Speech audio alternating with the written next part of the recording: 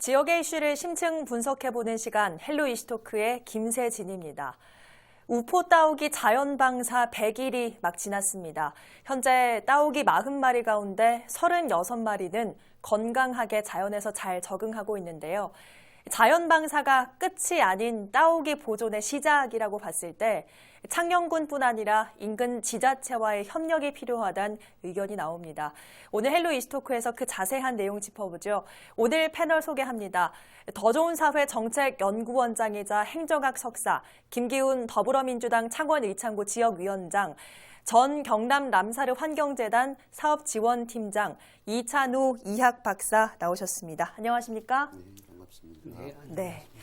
자, 원장님. 지난 5월 우포 따오기 자연 방사 당시 전국적인 주목을 받았습니다. 그만한 이유가 있었죠? 네네. 환경오염과 서식지 파괴 등으로 1979년 비무장지대에서 관찰된 뒤 자취를 감췄던 천년기념물 198호 따오기가 10년의 노력 끝에 다시 자연의 품으로 돌아간 지 100일이 되었습니다. 네. 멸종 40년 만에 이루어진 일로 다시 우리나라에서 따오기를 볼 수 있다는 기대감에 더욱더 주목을 받게 된 것 같습니다. 아시다시피 2008년과 2013년 중국 정부로부터 두 차례에 걸쳐 4마리의 따오기를 기증받은 뒤 10년간의 복원 사업 끝에 지금은 360마리까지 정식에 성공했고 그 중에 지난 5월에 자연 방사된 따오기가 총 40마리입니다. 예. 네. 멸종 40년. 40년 전에 따오기가 사라지게 된 특별한 이유를 뭘로 좀 꼽을 수 있을까요? 이게 이제 따오기가 원래 이제 동북아시아 지역에 정착하던 이쪽의 고유종입니다. 네. 고유종인데 우리가 이제 산업화가 되면서 가장 큰 원인은 우리 쪽에서는 이제 따오기를 연구를 사실은 그때까지는 하지 못했습니다. 예. 하지 못했는데 가장 큰 원인은 우리가 이제 일본의 사례에서 그것을 볼 수가 있는데 일본에 1979년에 5마리가 야생에 남아 있었어요. 5개 남아 있는 야생 서식처를 이제 그 산림을 보호하고 그 여러 가지 이제 교란 행위들을 제한을 했었죠. 그래서 이제 야생에서 알을 낳기는 낳았는데 그 알들이 대부분 무정란이거나 아니면 부화를 하더라도 기형이었어요. 그래서 세대가 연결이 되지가 못했거든요. 그 원인을 이제 원래 이제 어미들이 농약 먹은 이제 먹이 자원을 먹고 그게 이제 새끼들한테 전달되고 또 어미 자체도 이제 그러한 농약 중독이 되면서 생명이 줄어들고 그런 원인이 이제 가장 크고 그뿐만 아니라 이제 따오기가 겨울 되면 색깔 깃털이 너무 화려하거든요. 그래서 예로부터 보면 사냥 기록이 아주 많습니다. 그러한 사냥 기록들 그리고 또 이제 월동지와 번식지를 오가는 경우가 우리 지역에서는 많았는데 그 양쪽 지역에서 여러 가지 이제 오염이나 교란 이러한 것들이 아주 복합적으로 작용했다고 볼 수가 있습니다. 예, 그렇군요. 사실 그동안 따오기 복원 위해서 기관의 노력도 상당했지 않습니까? 40년간이나 멸종되었던 따오기다 보니까 이걸 부활시키는 것에 대한 전문 지식적인 지식이 굉장히 부족했습니다. 이미 알려진 바와 같이 당초에는 중국 사육사 2분을 초빙해 1년 동안 숙식을 했습니다만 기술적인 부분을 쉽게 주지 않으려고 해 어려움을 굉장히 많이 겪기도 했습니다. 중국 사육사들이 본국으로 돌아가고 난 후에도 거의 몇 년 동안 계속적으로 중국으로 오가면서 그 기술을 갖다가 습득했다고 합니다. 이러한 노력 덕분에 이제 따오기 인공 번식에 관해서는 100% 완벽한 기술을 보유해 언제든지 따오기 마리수를 정식할 수 있게 되었다고 합니다. 따오기의 복원을 위해서는 장기적인 노력이 필요하고요. 특히 따오기 개체군의 장기적인 복원을 위해서는 지역사회가 종복원 프로그램에 대해 충분히 이해하고 받아들이고 지원할 수 있는 환경 조성이 중요합니다.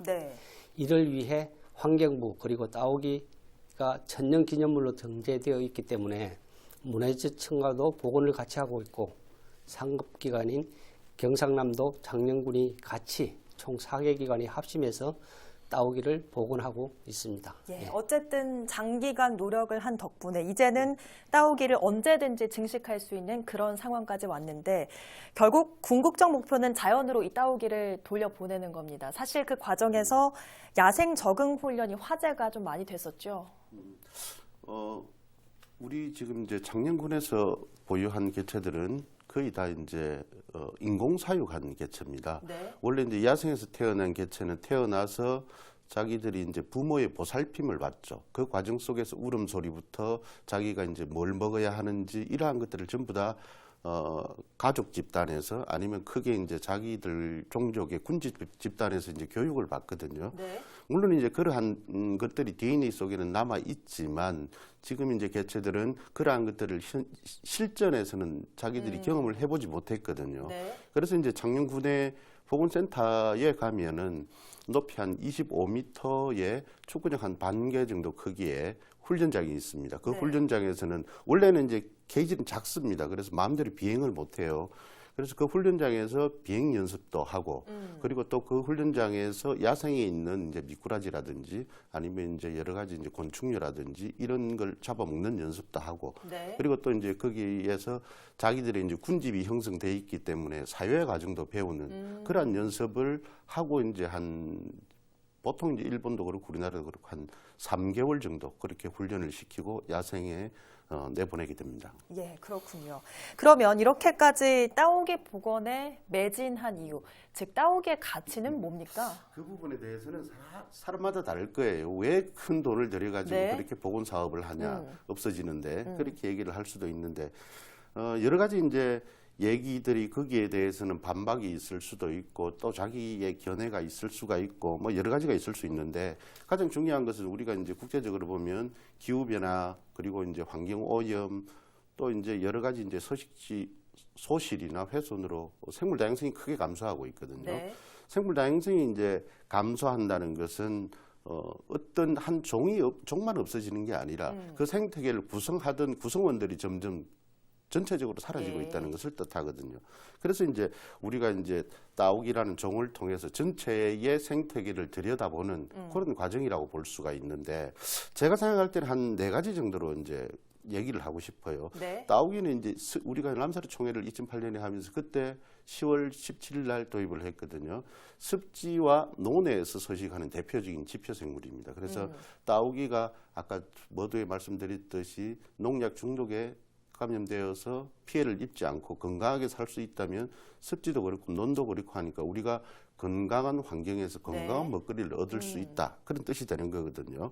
그래서 이제 사람과 자연이 건강하게 공존할 수 있는 그런 환경을 만들어 가는 것이고 두 번째는 이제 여러 가지 이제 생물 다양성의 위기에 우리가 이제 직면해 있습니다. 범지구적으로.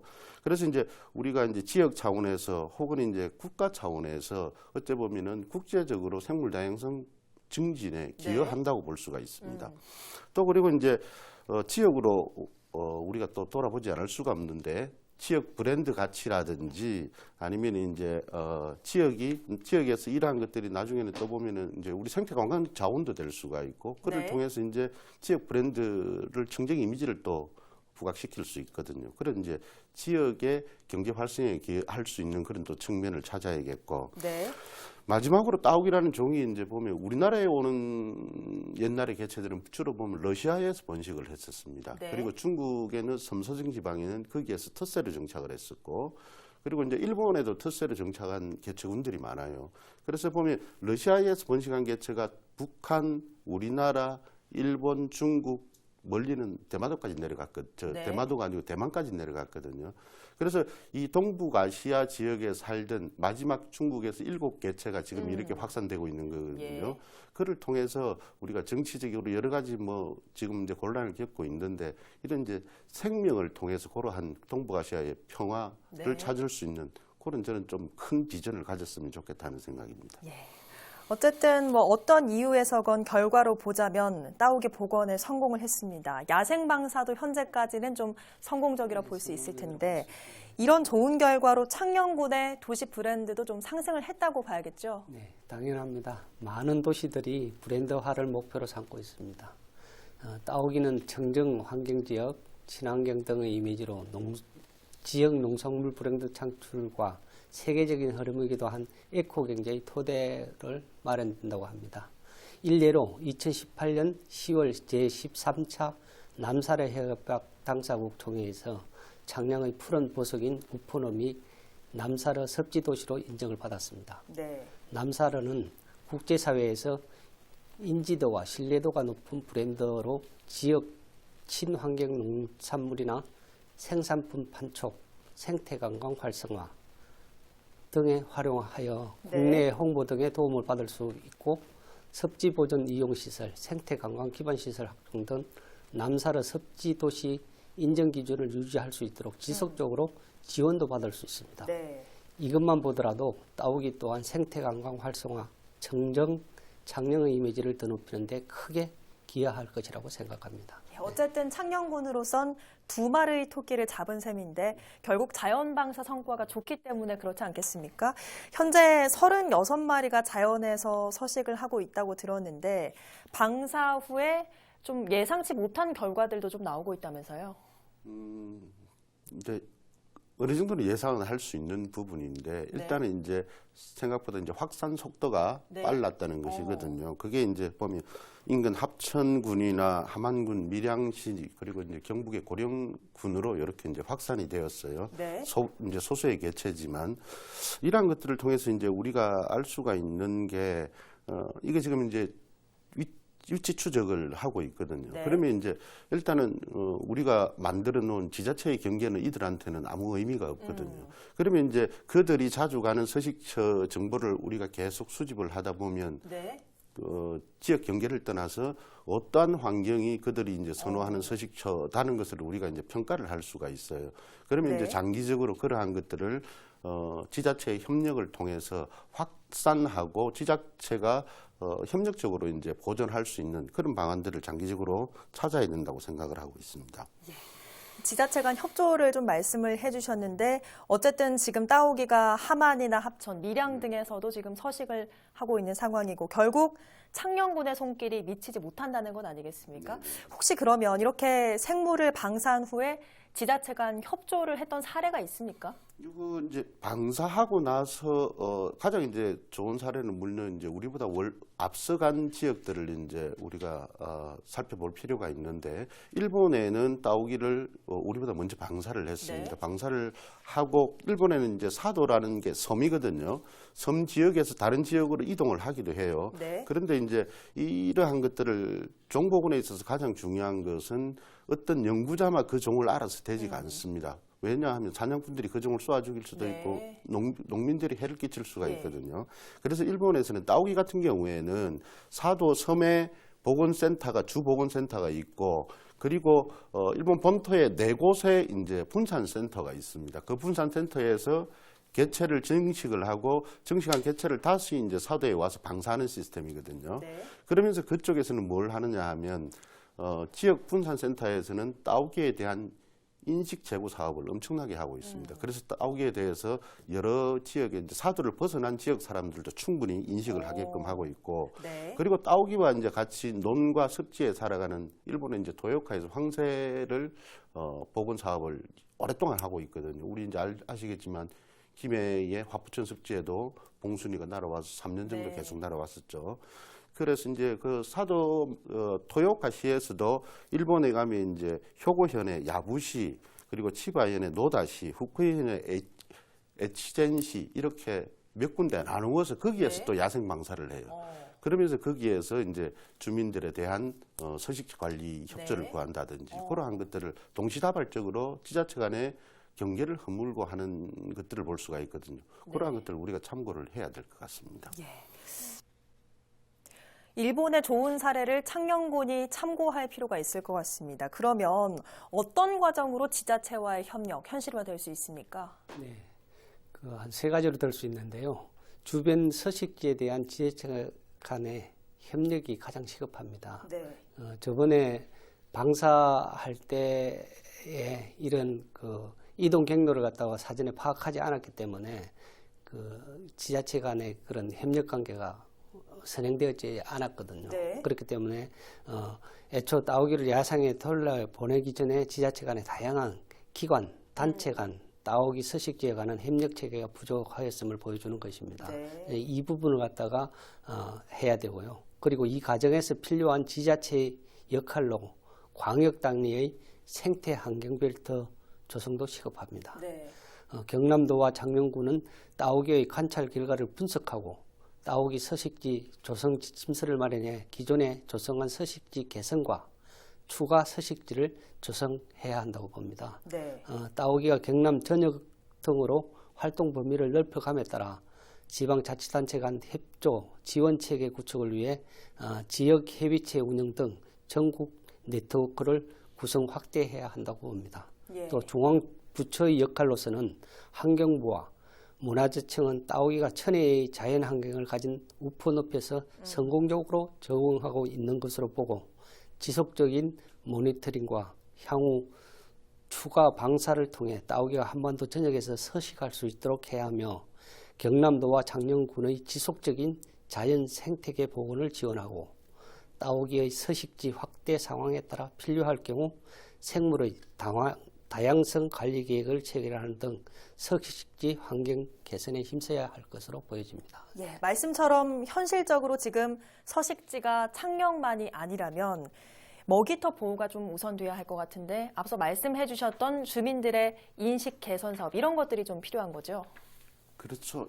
이게 이제 낯선 생물입니다. 어찌 보면은 우리 농민들한테 우포늪 주변 사람들이야 그간에 이제 어떤 형태로든 따오기라는 데서 그에 대해서 노출이 되었고 참여를 했지만 우포늪을 벗어나면은 대부분 우리 국민들한테는 낯선 생물이거든요. 그래서 그 생물이 어떤 생물인지 왜 복원을 하고 있는지 이러한 데 대해서 홍보와 인식이 가장 저는 선행되어야 된다고 봅니다. 홍보가 먼저 우선돼야 된다고 말씀을 해주셨는데 사실 현실적으로 좀 어려운 게 인력 문제가 좀 있다고 들었거든요. 저 행정에 있어서 사실은 이제 거기에 전문 인력을 채용한다는 게 예산이 수반되어야 되는 부분이고 그리고 또 인력이라는 게 무한정 늘릴 수 있는 부분이 아니라서 여러 가지 제약이 많은 것은 사실입니다. 네. 사실이기 때문에 이러한 것들을 어쩌보면 이제 지자체 간에 약간의 벽을 허물고 어쩌면 부처 간의 협력이 상당히 중요하거든요. 네. 따오기 복원을 예를 하는 주체는 환경부서가 우선인 경우가 대부분이고 네. 그렇지만 서식지 자체는 그것은 농경지가 대부분이거든요. 그럼 농림과 관련된 부서거든요. 네. 임야라든지. 그래서 이제 그런 이제 부서 간 경계를 허물고 관련 연구라든지 또 이제 여러 가지 이제 정보라든지 이러한 것들을 공유를 해야 되고 또 부족한 인력을 연구원을 무한정 늘려서 조사를 하고 어디에 있는지 모니터링을 하고 이게 불가능합니다. 그래서 조금만 신경을 쓴다면 지역 단위로 여러 이제 NGO들도 많고 NGO에서 활동하는 활동가들이 충분히 따오기라는 종자체가 워낙 특이하기 때문에 한 종이도 모니터링이 가능하거든요. 그래서 이제 그러한 것들을 좀 종합적으로 조금 이제 검토를 해서 전략을 짜서 시행하는 게 중요하지 않을까 생각합니다. 예, 오늘 이야기를 나눠보니까 극복해야 할 부분들이 상당히 드러났습니다. 행정적인 부분에서 좀 바라는 점이 있으시다면 한 말씀 남겨주시죠. 네.